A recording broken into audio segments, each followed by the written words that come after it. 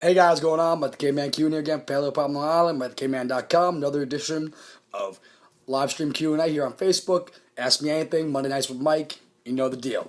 So I'm going to pull it up here on my phone, as usual, just so I can make sure I see all your comments, because for whatever reason, Facebook doesn't want to always show me the comments down here. So let me pull that up real quick. And I can mute it. Awesome. All right. So while I'm waiting, you guys put your questions down in the comment box. Bobby, what's up, brother? Hey, Shoshana, how you doing? Chris, how you doing? Frank, the white belt. What's up, guys? So while you guys are putting down your questions and comments down below, I'm going to start out with a question I got earlier from my friend Katie. It has to do with toothpaste. Tori, what's up? So her question is, Steph, how you doing? So the toothpaste question, though, is should you be using a natural toothpaste or should you be making your own? And the answer is yes. And what do I mean by that? I mean either one is a good bet. So whether you're going with like a Tom's, but I used to like Tom's a lot. I'm not really a big fan of it anymore. These days I really like Redmond Real Salt. I'll put a link to that for the Amazon to that. And with that, with the Redmond Real Salt, it's awesome. You can actually eat it. It has bentonite clay, or it's Redmond clay. Same concept though. It's a little bit of xylitol and stevia. So super good stuff. In terms of that and building off of that, I'm assuming your question's coming off of that. Yes, there are ways of doing that. That brings us to the next point, which making your own toothpaste. So a couple of options you can do with making your own toothpaste is coconut oil, along with activated charcoal, possibly baking soda, but definitely tea tree oil, along with some xylitol potentially, if you want to help sweeten it up, but that also has some antimicrobial activity, because what happens is xylitol is a sugar alcohol. Your body, the bacteria rather, in your mouth sees that sugar alcohol, thinks it's sugar, and says, hey, let's take that in. And then because there's nothing there that it can utilize, it basically ends up killing it off. So that's partially how it has antimicrobial activity. How do you get your fluoride? In the drinking water. So that's how you get it, Frank. Regarding what do you do when Frank's in top side control? Well, today I went for that inverted reverse triangle to an armbar attempt. Not always the best idea, but you gotta do. Regarding remineralization, though, of the teeth. So, a couple of options you're going to want to do. First of all, you want to make sure that you're actually getting towards the enamel. So what you're going to want to do is you're going to want to make sure that you're taking care of any biofilms that are being built up on your teeth. So plaque. So when you hear of plaque on your teeth, that is bacteria forming a biofilm, which is basically a biological film. It's a thin layer that protects, it coats the bacteria. So that's where things like systemic enzymes can come in and potentially eat through that. From there, you're going to want to make sure that you have proper probiotic bacteria that aren't going to eat holes through your teeth. So at that point, a quality probiotic is going to help. So potentially even adding to that toothpaste a probiotic, whether it be something like Megaspore, or even in that case, something like a lactobacillus or a bifidobacterium wouldn't be a terrible idea because it's not passing through the stomach acid. Because it's going directly onto the mouth, the mucosal layers there should be able to deal with it. And John, what's up? Murray, how you doing? So, other things you're going to want to focus on, adequate calcium, adequate vitamin D, adequate vitamin K, and adequate amounts of gelatin, bone broth. So, what those are going to do, those are going to help to the remineralization process. Collagen will help to support the actual integrity of the extracellular matrix. The minerals will help to fill it in. The vitamin D will help the transmission of it into it, and the vitamin K will help tell it to actually go to the teeth. From there, also want to make sure you have enough. You also want to make sure you have enough boron and magnesium. Both of those are going to be important for mineralization. Yep. So let's see. Real quick, I have collagen made from bones. Assuming that works too. Absolutely. Collagen is actually funny that question came up. And Bobby, I'm going to come back to your question in a second. Don't worry. But it's funny that both of those came up because regarding that was actually a question from Kim, my good friend Kim had earlier, was the difference between gelatin and collagen. I gave her an analogy. Think of gelatin as milk, whereas collagen is kind of like whey protein. It is a composite. What's up, brother? How you doing, Mike? It's a component of a larger food. So gelatin, in and of itself, is a food. It's ground up bone. Collagen is a component of gelatin. Both are going to be beneficial. It's a matter of whether you want the full spectrum. So, collagen's become super popular lately to just take it by itself. There's no reason that you necessarily need to take just collagen. It's kind of like taking or another option would be exogenous ketones versus coconut oil or MCT oil. Do I like exogenous ketones? Yeah. Do you need them? No. You can do just fine with MCT oil. You can do just fine with coconut oil. Some might get you a little bit closer to that exact need, but it's usually going to cost more for no apparent reason. You can get a nice cheap gelatin, and it's going to do the same thing. I'm going to backtrack to Bobby's question for a second regarding gut health, leaky gut remedies, licorice and glutamine. Those are great answers. Both those are an excellent idea. The only thing I'd add to that probably, Bobby, is a quality probiotic. And then I would also add that gelatin bone broth we were just talking about. And we've talked about this a couple times. I'll put a link to a video on that. But there's 3 big layers to your gut. There is the epithelial layer, which is the skin layer. That's where the bone broth is going to come in really good. Nick, what's up, brother? How you doing?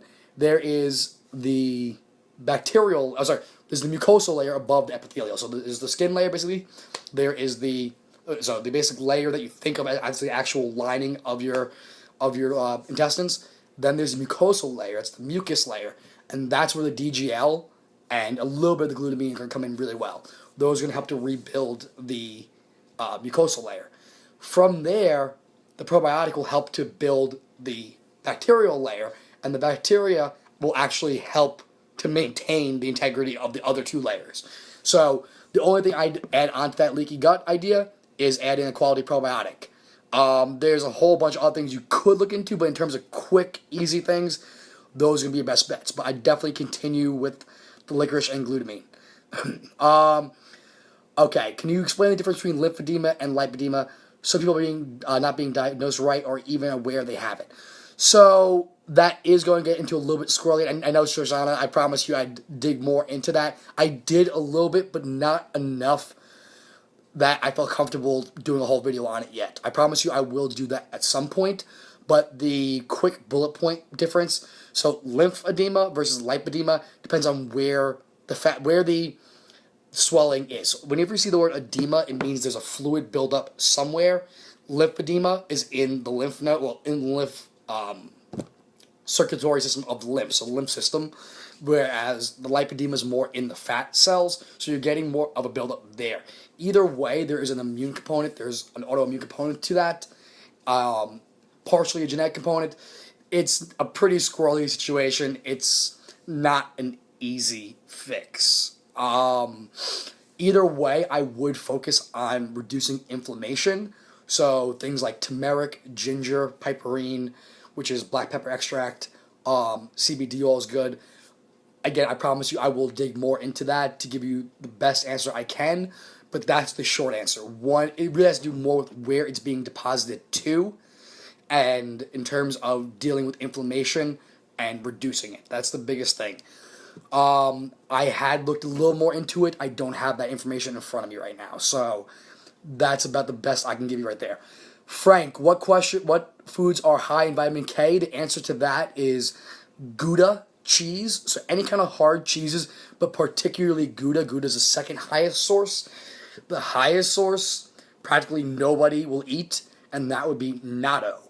And natto is a fermented soybean, and it tastes like death apparently. But it is the highest source of vitamin K because the bacteria, they go and produce that vitamin K. So when you eat green leafy vegetables, the bacteria in your gut take the phyloquinone, which is vitamin K1, and they convert it into vitamin K2. Now, that vitamin K2, menaquinone, is the important version. That's the one that's going to be directing where calcium is supposed to go. It's the one that's going to tell vitamin D what to do. It's also the one that has more roles in overall circulation. It has more roles in just overall health. So regarding that, in terms of preformed vitamin K, Gouda cheese, grass-fed butter, those are going to be your best two bets. Natto if you're feeling adventurous, but there's really not too much benefit to soy. Steph, regarding the borax, there's debate on whether it is potentially okay to take it internally. I wouldn't necessarily jump on that.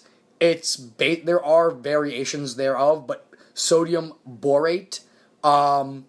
So essentially, it shouldn't be that much of a problem. Megan, what's up? How you doing? But yeah, so I wouldn't necessarily go to Walmart and grab a box of borax and start taking that internally. That being said, supplementing with boron wouldn't be a terrible idea. Yes, sodium borate basically is boron with like a carboxylic group attached to it. It's not anything too crazy, but I really don't know if I trust the quality of like a Walmart borax take internally, so I wouldn't do that. Nutrients, the multivitamin does contain recommended doses of boron along with everything else that I mentioned. So that's usually the way I recommend it. It's not too hard to get in. It's not like a super rare mineral. You only need it in trace amounts, but it is still important for mineralization. All right. I appreciate that. I appreciate that, Meg. And hey, I heard you did awesome. If you have the video of that, I mean, it didn't go your way, but if you have the video of your fight, I'd love to see that. Let me know when that goes up. But, see, Steph, is calcium D-glucarate a good idea, calcium source, or is it good, or just good for estrogen metabolism? That is a great question, Steph. I don't have the answer for that right now. Regarding it being a source of calcium, obviously, it is in terms of its bioavailability. I don't know. Generally, calcium citrate is the best source in terms of bioavailability. I can look into that more. So remind me, Steph, after the live stream, I will give you a better answer to that. That could be a good video as well. So Shoshana, keep kicking me in the butt regarding that. Bobby, you're welcome, brother. I knew you will, and I appreciate it. It's very hard to fix. And the research can say I've been having pineapple when I can and turmeric in my tea. What do you call it? Those are both great, yes. So pineapple, particularly the rind. So the core of the pineapple contains enzymes called bromelain, and if you look at most digestive and or systemic enzymes, you're going to see that in there. The reason being is that it is an incredibly potent anti-inflammatory, helps to break up scar tissue. It's super awesome. So it can help to break up clotting. So in terms of inflammation, super beneficial. Yeah. Cool. Thanks, Meg. What else we got? So far we've covered toothpaste and remineralization of your teeth. A little bit about fluoride and why Frank the White Belt wants to eat it. Sean, how you doing, brother? We also talked about leaky gut for Bobby. We talked a little bit the difference between lymphedema and lipedema. We're going to do that more in depth soon, I promise. Collagen from bones. What else? Foods that are best sources of vitamin K. And taking borax in internally. Great question. There we go. That's another good question. So Nick asks, how do you know if MCT is of good quality? And that's a good question. In terms of how do you know, you kind of want to know the best. You want to know who the person is that's selling it. Generally, when it comes to supplements, I very rarely recommend anything I haven't tried myself or I don't personally know the person that makes it. And part of that sounds like nepotism, like the sense of, oh, well, you're only going to recommend that because your buddy makes it. Well, no, it's more along the lines of I actually want to know the person who either had their hands on the direct formulation or is physically making themselves. And in the case of MCT oil, Onnit actually is a pretty solid brand. Is it more expensive? Yeah. In terms of other ones, as much as I don't really like Dave, the Bulletproof Brain Octane is a good brand. It's a good quality MCT oil. My personal favorite is Skinny Fat by Calta Nutrition. Chrissy, what's up? How you doing? But that Skinny Fat by Calta Nutrition, I've known the Calton for many years. So 6 years now almost, something like that. And I've used it for just as long. It is a super Good, super good. It's an excellent MCT oil. Personally, the best one I like. In terms of the one from there you go. Christy loves a skinny fat. You add to a lot of things. In terms of the Walmart brand, that gets a little swirly. I know if my brother-in-law Steve were on here, he'd be very upset. I'm saying that because well, his job is to get things into Walmart. But not really the biggest fan. I've crapped on Walmart twice now. So, whoops. Sorry, guys. In terms of other brands, Now Foods, they're one of the first ones to do it.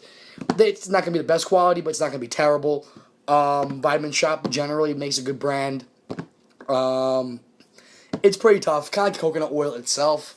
There's going to be better brands, but it's going to be pretty tough to find a bad one per se. But other than that, I just say I'd say Skinny Fat is my number one choice. Probably Brain Octane is number two. Onnit's number three, maybe number two, just because I hate Dave. Shoshana. All right. Best foods to get vitamin D without taking vitamin D and not being able to get in the sun enough. Also, is avocado the best to raise potassium levels the fast without taking potassium pill? Two excellent questions. So let's tackle the first one. Unfortunately, there really are not many great sources of vitamin D in terms of food. Things like grass-fed butter are a pretty good source. Grass-fed cheeses and stuff are okay sources. Fish, liver, again, not great sources, but decent amounts. The best source really is the sun. In terms of production, what you're going to want to do is make sure that you are consuming adequate amounts of cholesterol, as crazy as that is. Because cholesterol is the precursor to, is it 7-hydroxycholesterol? Dehydroxy? I don't know. 7-something cholesterol. I did the vitamin D video. You can look it up there. It's 7-something cholesterol. It's the precursor to vitamin D. Because vitamin D is cholecalciferol, which is cholesterol, calcium. That's where the name comes from. Because it helps calcium and it comes from cholesterol. That's where the name comes from. Anyway, the fact of the matter is, unfortunately, there are not many great dietary sources. Why can't you get in the sun? You need to do it. Just hop on out there. Unless you're, unless we have some vampire life going on. No, I mean, honestly, that's really the best bet. If you're going to, if that's not an option, you probably should be supplementing. If you are going to be supplementing with vitamin D, you do want to make sure that you're also getting in vitamin K. So that's where, again, that grass-fed butter thing will be super important. Regarding potassium, avocado is like top 5, I'd want to say. Avocado is an excellent, excellent source of potassium. The number one, the best source of potassium actually is beet greens. So not beets, which, although those are also like top 5, the greens, the leaves that you normally that are cut off and you throw them away, those are the single best source of potassium that you can possibly eat. There is 1.2 grams or 1,200 milligrams per cup of beet greens. So if you took a cup of beet greens, lightly sauteed them in some olive oil, some skinny fat olive for the MCTs, Nick, and what that could do is give you some of that potassium. It'll basically break down the phytic acid, the oxalic acid, by lightly steaming, while sauteing it or lightly steaming it. And what that will do is it will make the potassium more bioavailable and make it more readily absorbable into your system. And it will give you a nice whack, because 1.2 grams is about a third to a quarter of what you need in a day, or a quarter to a third, it should be the other way, mathematically, a quarter to a third of what you need for the day. So that is the single best source of potassium. So, still recovering. Wait, you got another accident? Oh, man. I'm sorry. I'm so sorry. Recover quickly, please. Then don't get in cars anymore. Maybe just, like, when you feel better, just walk. Like, no. Jeez. Yeah. What else we have? So, again, beet greens for your potassium. Avocados are a good choice. Sweet potatoes, too, actually. Sweet and white potatoes. White potatoes are an excellent choice. Vitamin D, get in the sun. If you can't, supplement a little bit. Just make sure you're getting vitamin K. Skinny fat for the MCTs. Pineapples, excellent. Bromelaine's good. Turmeric is awesome as well. Big fan. Borax, don't be eating Walmart borax. Bad luck. Gouda cheese, natto, and grass-fed butter are the best source of vitamin K. Collagen from bones, that's basically the same concept. What else we have? Licorice, glutamine, probiotics, good for the gut. Avoid the fluoride, probably won't kill you, but best not to take in too much. Avoiding Frank the White Belt's top control. Bad times, don't be in there. And toothpaste, talk about that too, remineralization. Yes, fire cream is fire. Definitely, good stuff. Alright, cool. So we are about 21 minutes in at this point. So we got about another 10 minutes left. We got some time for some questions. Guys, come home. You guys have been having some awesome questions. You've been pretty active. Keep them coming. Keep them rolling. In the meantime, I'm waiting for some more questions. Let me just throw out there, if you missed it, doing a whole new series on top of the Ask Mike the Cavemans, which are still going out daily. We're going to be releasing probably once a week, maybe Mondays. So, like, in the afternoon. So I'll still be keeping the live streams Monday nights. But in the afternoon, I'm going to try and release videos on Bill Nye's new Netflix series. The first one I'm going to probably try and get out in the next couple of days. And then the next one will be next Monday. So if you haven't heard, Bill Nye has a new Netflix series called Bill Nye Saves the World. And those who didn't know, prior to my Mike the Caveman health detective days, I was a mad scientist where I taught children's science programs for quite a number of years, and I was quite often compared to Bill Nye. And, growing up as a kid, it was a good thing. His new show, though, is absolute horseshit. Yeah, it's terrible. He tries to tackle diet and alternative medicine and vaccines and GMOs, and there's no science in it. I'm tearing them apart piece by piece. So stay tuned for the Bill Nye series. That should be fun. New bow tie every episode. So what else we got, guys? Cheryl, how you doing? So yeah, we got a lot of good questions. Come on, we gotta get some more. What else we got going on? Murray, you've been quiet. You've been on, but you haven't been quiet on the questions. What do you got for me? Slacking on the questions. Awesome. Thanks, Megan. Okay, what foods are best for anti-inflammatory properties? So, turmeric is probably one of the best. Yeah, I know you're listening, but you always have great questions. Where are they? That doesn't taste gross. So, turmeric's number one. Ginger's number two. Pineapple core. So, pineapple is decent. I'll tell you what's not, is breakfast pizza. So, breakfast pizza is not the answer. So, neither are Mai Tais or whatever frozen drinks those were this afternoon. Or yesterday, whenever you posted those. Secretin. I've heard about that, but I don't know. Put that on the list. Add that to the list of video topics, potentially. Give me a little more info. I do know. I have heard of that, but I can't think of what it is. I'm not saying it's bad, but it's bad. It's just not anti-inflammatory. Other foods that are anti-inflammatory, minimizing seed oils, minimizing grain-fed animals, taking in extra amounts of fish, grass-fed animals. That's going to help up the omega-3s. Other things that are going to help to bring down inflammation in terms of foods, there's like other herbs and stuff. So I'm thinking of these actual foods besides the herbs themselves. Again, black pepper is gonna be a good idea. Yeah, that's really off the top of my head. I know ginger and turmeric don't taste the best by themselves, but Kim, what's up? We answered your question before, but it actually came up before I had a chance to give you the credit for it. Drown yourself in pineapple. I like it. Just eat all the pineapple you want. Knock them down. What else?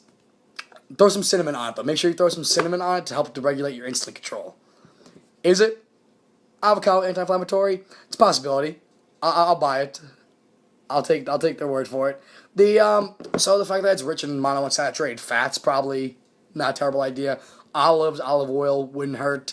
Pretty much anything that's going to put you closer towards reducing insulin release and moving towards ketone metabolism, and his fat metabolism in general will generally cause reductions in inflammation. But that's a whole other story. How much fruit is too much fruit, and what is the best source of fiber? So how much fruit is too much fruit really depends on your own personal tolerance to those fruit. So if you remember a couple weeks ago, I did that 7-day carb test where I was testing my blood sugar responses to various sources of carbs. I did 2 fruits. What did I do? Bananas and mango. And mangoes weren't a problem. Bananas were. Bananas cause a huge blood sugar spike. Really depends on how well you do. So I can eat a pound of mango and not see a ginormous spike in blood sugar. But if I eat about 1.5 bananas, that knocked me out my butt, or 2.5. I think it was almost 2 big bananas. That shot me through the roof. So it really depends on the fruit. It depends on your own personal tolerance. So the weirder thing, like white rice, caused almost no blood sugar response, whereas white potatoes, again, shot me through the roof. So in terms of just fruit, though, bananas, not great for me. Probably should avoid them. As a isolated food outside of a workout window, which a lot of fine variables. So how much fruit is too much fruit is a very, very loose question. It also depends on your own. Yes, chickpeas. I don't want to talk about those ever again. Regarding the best source of fiber, it again depends. I am definitely saying probably just fibrous vegetables will be your best bet overall. From there, berries are a decent source. You get a little bit from nuts, but fibrous vegetables probably your best bet. Everybody thinks they need it to get it from grains and legumes. You really don't. You can get more than enough actual fiber from those green leafies.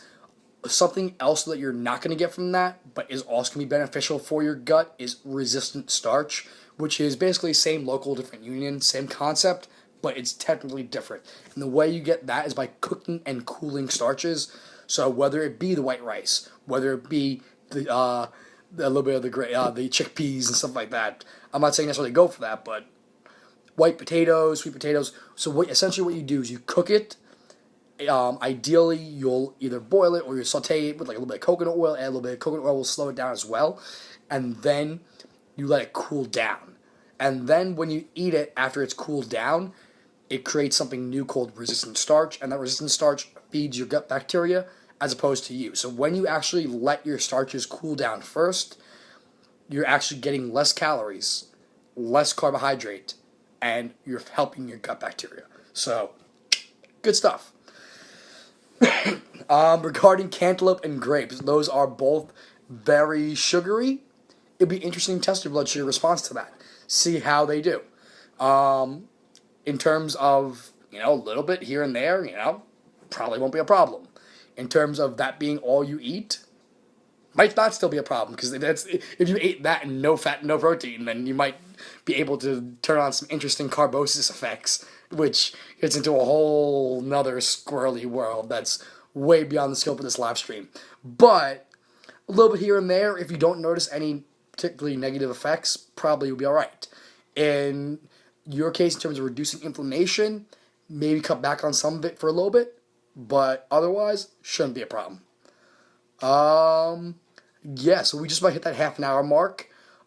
Usually ends up running a little bit longer. You guys have been asking great questions, so I'll take another 1 or 2 more questions if you have them.